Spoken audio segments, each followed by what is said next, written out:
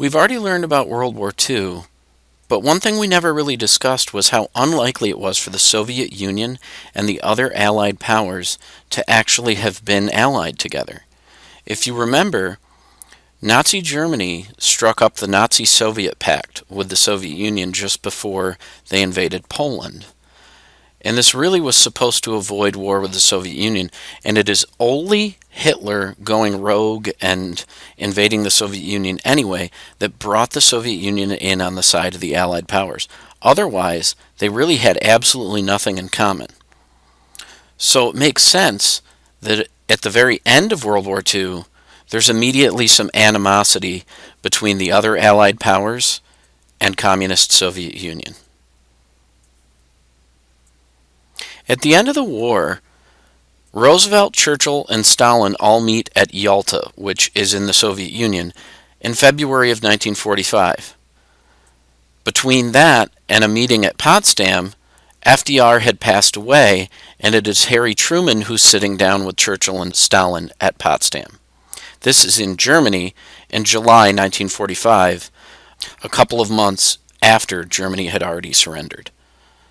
Both conferences are aimed at discussing what to do after the war is over. What's the world going to look like after all this turmoil? They agree on certain post-war goals. One, Germany is absolutely going to be disarmed.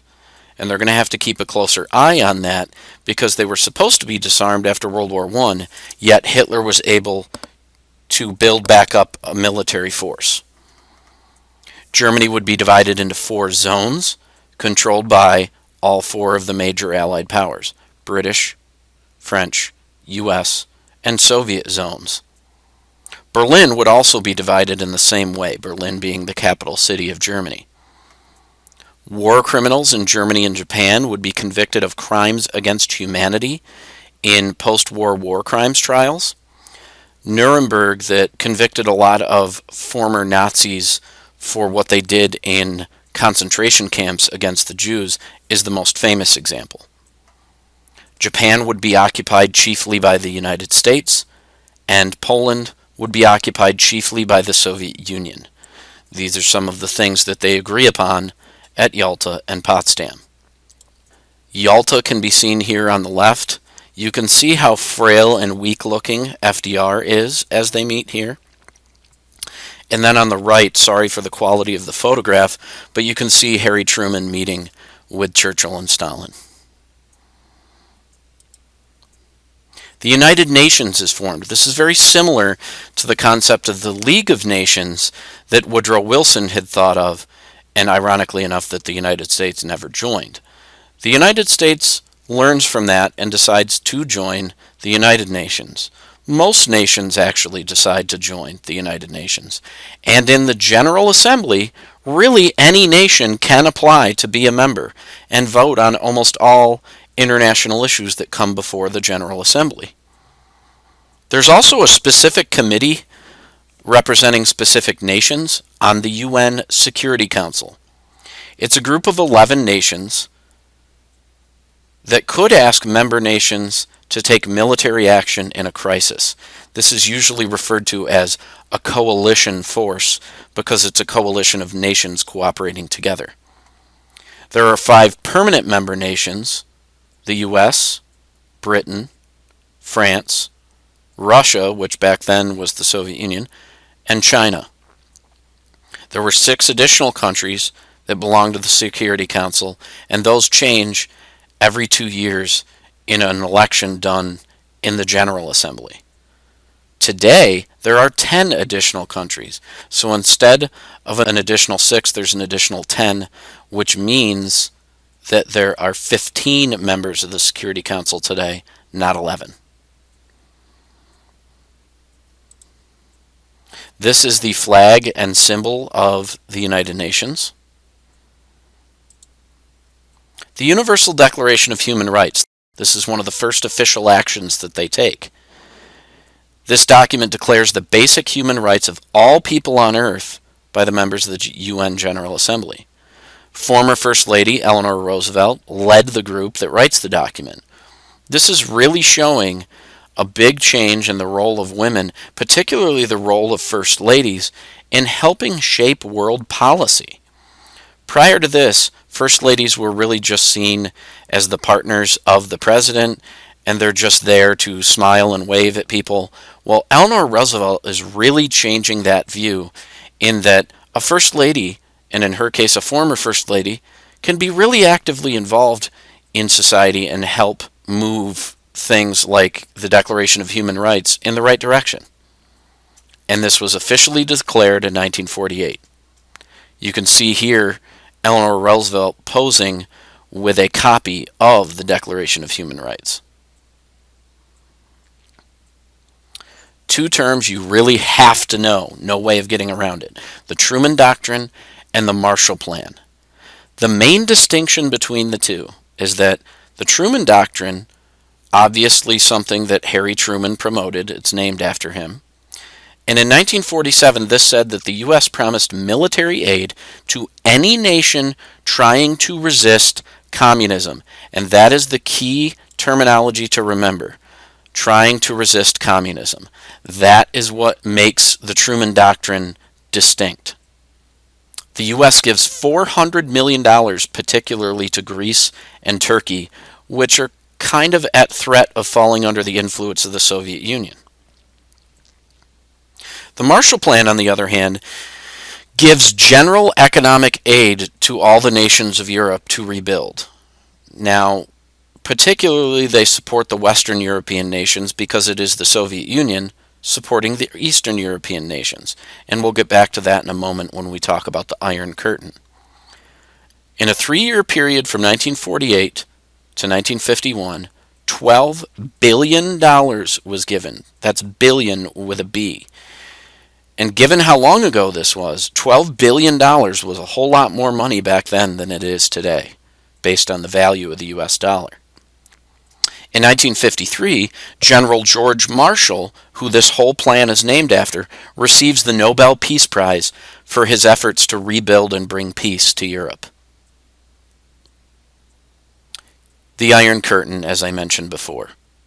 The Soviet Union occupied much of Eastern Europe after the war and therefore had control over elections in many countries like Poland, Romania, Bulgaria, and Hungary in 1945 and 1946. Citing the Soviet actions above, Churchill gives an Iron Curtain speech in 1947 in which he says that much of Europe has fallen under communist influence and the rest of Europe under democratic or the other Allied nations' influence. The one country that had voted against the Communist Party, that being Czechoslovakia, was subject to a Soviet-backed coup d'etat, which just means an overthrow of a democratically elected government. So the Czechoslovakians did not support communism, yet the Soviet Union made darn sure that they sponsored a rogue group that overthrew the government so that it would be communist. This brings a lot of tension to Europe because it appears to almost be spelling war between communist and democratic nations. You can see a map here that there's a clear separation between nations influenced by the Soviet Union and nations influenced by the United States and its allies. The Soviets go one step beyond just political control of certain countries, and in 1948 they informed the Allied nations that they could no longer pass through Soviet portions of Germany to transport goods and supplies. To get goods to the citizens of West Berlin, President Truman orders the Berlin airlift. It worked, and Stalin allowed shipments through the Soviet zones of Berlin again in 1949. To give you a visual of this, Berlin sits out in the middle of what was East Germany in this time period. So in order for Allied shipments to get there, they had to travel through this little bit of Soviet-controlled territory. So when the Soviets cut off these supplies, it takes the Berlin airlift to successfully get supplies to these areas. There's a cool book called The Candy Bombers, and part of the Berlin airlift to raise the spirits of the people in West Berlin who were fearful of possible communist control of the remainder of Berlin and therefore the citizens of West Berlin. Some of the supplies being dropped are meant to lift their spirits, and some of that is candy for the kids. So although the book goes into a lot more detail about the Berlin airlift in general, the title of the book, The Candy Bombers, is kind of paying homage to the fact that even the little things, like some candy for the kids, was meant to raise spirits in West Berlin during the period of the Berlin airlift. So you can see here where two alliance systems develop.